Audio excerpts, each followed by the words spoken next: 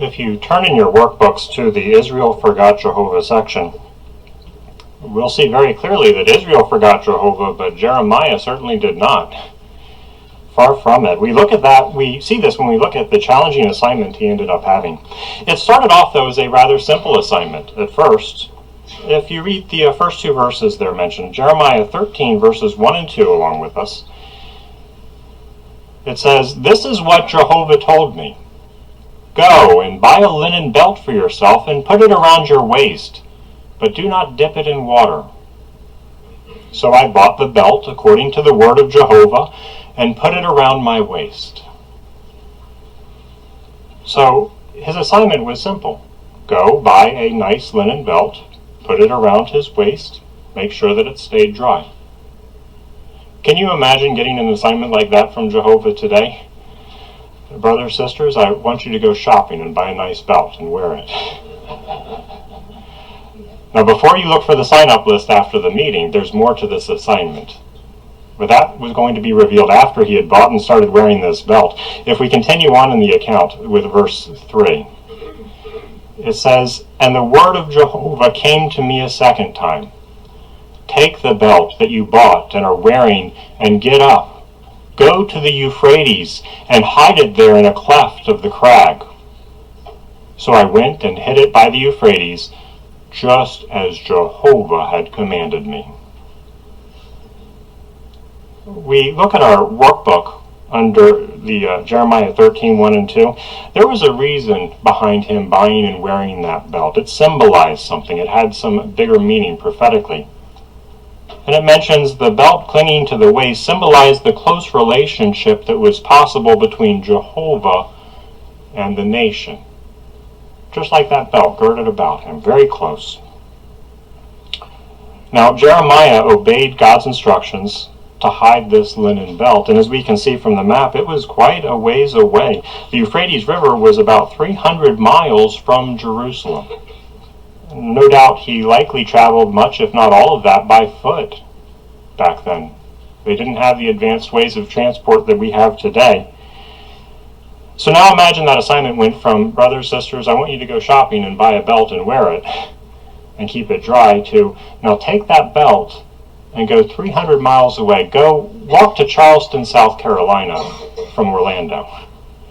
300 miles, about 500 kilometers. We know that a marathon is a long distance. That's 26.2 miles, 42.2 kilometers. That would be over 11 straight marathons run back to back to back just to get there to drop that belt off. At 2,000 steps per mile, that would be about 600,000 steps each direction just to get from Jerusalem to where he needed to drop that belt off at the Euphrates River. Now, if you look at the picture in our workbook at the upper right corner, you can see something else. It looks like he's in a desert, in a sandstorm. And indeed, he probably was, because whereas we walking to South Carolina would go along pine forests and flatland the entire way, he had to cross a mountain range and then go through that desert there, the Syrian desert, to get there. 600,000 steps each way. To hide a belt and then to return. Another 600,000 steps, 1.2 million steps round trip to drop this belt off. Now that no doubt took him quite some time, and we could picture his curious neighbors who knew that he had this belt, that he was wearing this belt, that this belt was significant, that he said that Jehovah told him to get this belt, and then he suddenly is gone for quite a while. Can you imagine what their response was when he came back home to Jerusalem? "Hey Jeremiah, how was your walk? Where's that belt of yours? You liked that belt a lot. You were talking a lot about that belt, but where is that belt of yours, and how was your walk?" You see, no doubt that would raise their curiosity about what was going on. Now, critics, interestingly, don't believe that he actually went to the Euphrates River. They say, well, no, that's too far. There's no way. That's just too great of a distance. But the Bible is very clear. It actually mentions 4 times specifically in these verses that he went to the Euphrates River. He really did. The account continues at Jeremiah chapter 13 and verse 6. Because after he's back, it says this, But many days later, Jehovah said to me, "Get up, go to the Euphrates, and take from there the belt that I commanded you to hide there." So I went to the Euphrates and dug up the belt and took it from the place where I had hidden it, and I saw that the belt had been ruined. It was completely useless. So he's already traveled, about 23 marathons consecutively, round trip, 600 miles, 1.2 million steps roughly, to drop this belt off. And after he's back in Jerusalem, evidently, then he gets this instruction after many days. I want you to go back to the Euphrates. You remember the directions, right? And he knew how to get there. Would he throw his hands up? Would he say, "Oh, that's just too much. I need to know why before I go back on that trip again"? Absolutely not. Jeremiah was a man who was molded by Jehovah. He did as he was instructed. Verse 7, when Jeremiah made that long trip to retrieve the belt, he found out that it was ruined. And again, did he start wondering, why did I just travel another 300 miles to get back here to pick up this ruined belt? I could have told it was going to be ruined by then. He still didn't fully understand why yet, but that was not Jeremiah's attitude. It was only later that Jeremiah learned what we read at Jeremiah chapter 13, verses 8 through 11. Then the word of Jehovah came to me. This is what Jehovah says. "In the same way I will destroy the pride of Judah and the immense pride of Jerusalem. These evil people who refuse to obey my words, who stubbornly follow their own heart, and who are following other gods, serving and bowing down to them, will become just like this belt that is completely useless. For just as a belt clings to the waist of a man, so I made the whole house of Israel and the whole house of Judah cling to me, declares Jehovah, to become to me a people, a name, a praise, and something beautiful. But they did not obey." What a contrast, now that Jeremiah knew why he had been traveling hundreds of miles, with Jeremiah's own attitude, who most certainly did obey and did remember Jehovah. Surely this drew attention from his neighbors when he returned to Jerusalem and explained all of this and showed them and told them about that ruined belt and what it really meant and how Jehovah viewed the attitude that that nation was showing. We are not asked today to walk hundreds of miles as part of a lesson, but we do get asked to obey a Christian course that many of our neighbors outside of the congregation may be very puzzled over. It could be regarding our dress and grooming. It could be our choice as to education, our career choices that we make, or even our view of alcoholic beverages and how we use them. Are we determined to comply with Jehovah God's guidance? If so, it will lead to a very fine witness. And we see that recently with the letters that friends, not just in this congregation, but all around the world, have been writing to Russia. We got clear instruction. We were told how to do it. And the governing body knew that as soon as that instruction was out there, friends would be moved by the heart to follow that instruction.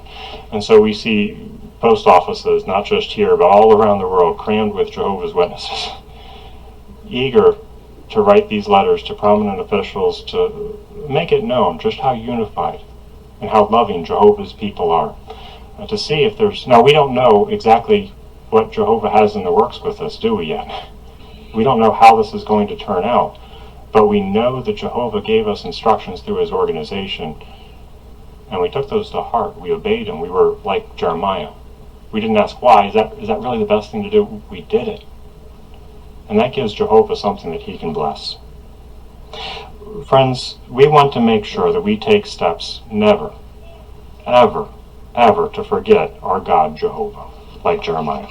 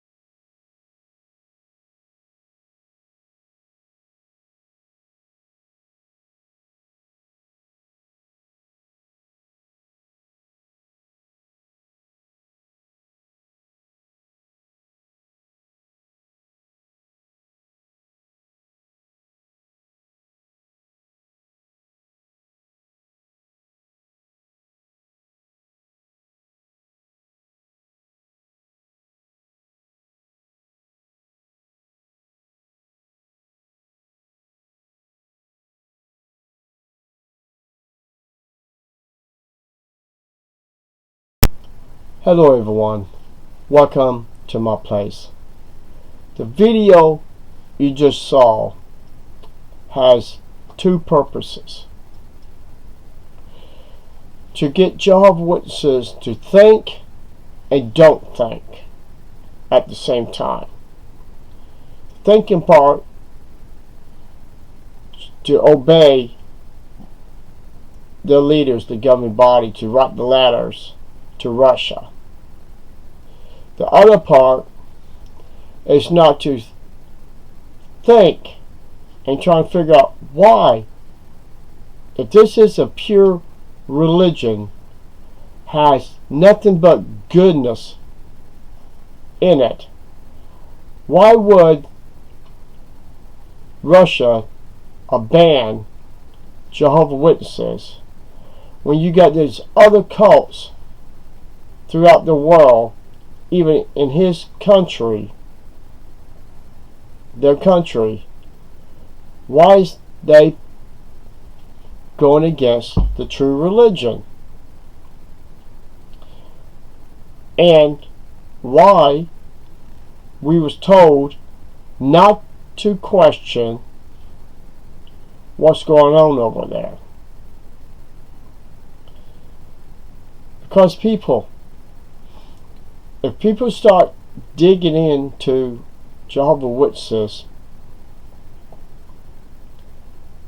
religion and their teachings and the child cover-up, molesting, the deaths of suicides, the members of Jehovah's Witnesses who had killed themselves because of the shunning and the awful disfellowshipping and letting their loved ones die on the operating tables, to let them die. This is extreme. Why a country would ban a cult. And that's what Jehovah's Witnesses are, a dangerous cult. That's the reason why the members are told, based on this video, do as what Jeremiah done for Jehovah.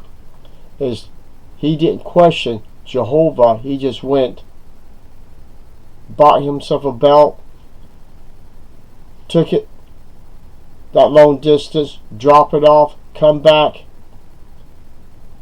and later on go back. Then God told him why he told him to do that.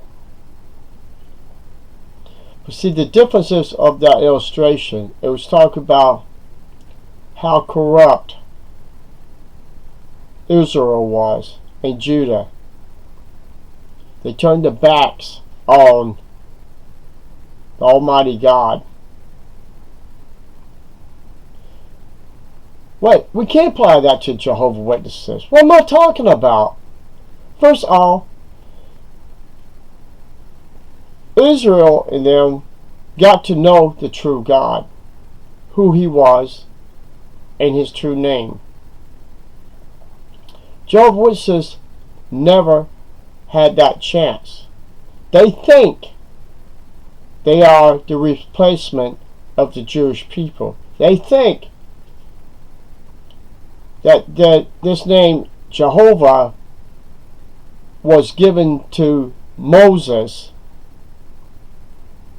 and all the way back down to Abel, Adam, Eve. No. The name Jehovah has already been invented by a Catholic monk. 1270 AD. He had it in his book.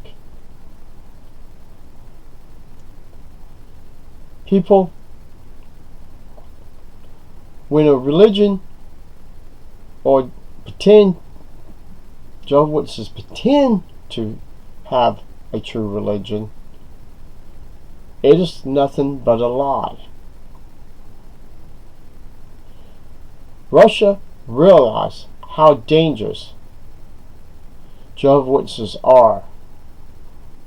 They don't want no more innocent people to get caught in the traps of the governing body. Because when you step out what they call the world and come into the knowledge of becoming a Jehovah's Witness, you left whatever goodness you had in your heart, it becomes evil. And the thing about it, you don't even know it. Because you're being love bombed, promised that if you obey the governing body, you will survive Armageddon and cross over into paradise. People, those 7 men has proven time after time they have no love for the members of this religion of Jehovah's Witnesses at all. When one of them sits in the Australia court and tells the judge, we will not change our rules for no one to protect children that has been basically used as guinea pigs by the elders and the ones in the congregation as sex slaves, however you want to look at it, play toys. And these men are supposed to be the shepherds, the guardians of Jehovah's Witnesses in the congregations.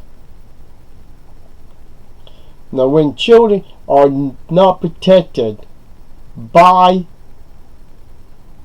these men, then this cannot be nothing being blessed by God. People, you have to start waking up. Every time Jehovah's Witnesses hear these crazy talks, they need to start thinking and realizing that is being written down in a way to give to the elders to say exactly what is on that paper to get Jehovah's Witnesses not to think for themselves. Why ban true worship when the Bible says false worship will be destroyed? And that's by the way Jehovah's Witnesses teaching is. All false religions will be destroyed. The only ones who's going to be left is Jehovah's Witnesses. So I got a question. If you have true worship Jehovah's Witnesses, then why are you being attacked now? Why? Could be a possibility that everything we have told you, proven time after time, this is not God's organization. He doesn't need an organization for you to learn the Bible. So people, you're protecting an evil cult. You're protecting a false religion that's going around bringing children into this false religion to be tortured and raped by evil men, supposed to be protecting the flock, protecting each member of that congregation. And the proof, if you get off your lazy fingers and your lazy mind, go to Jake with double K control, see the evidence for yourself, and don't say, oh, we got child problems in other religions, the Catholics and all that. We're not talking about them. We're talking about Jehovah's Witnesses, the ones that claim they do not have any problems at all.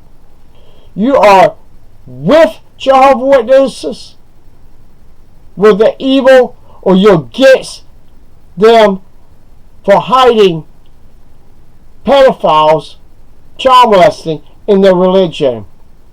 So which side are you on? You're on the right side to abandon this religion, or you're on their side to keep this corrupt, evil cult to keep coming to your door, other people's doors, to lie to you about their teaching, because they fail to teach, or better yet, to find the real truth like we did.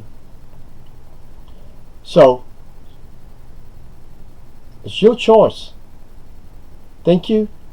Have a wonderful day.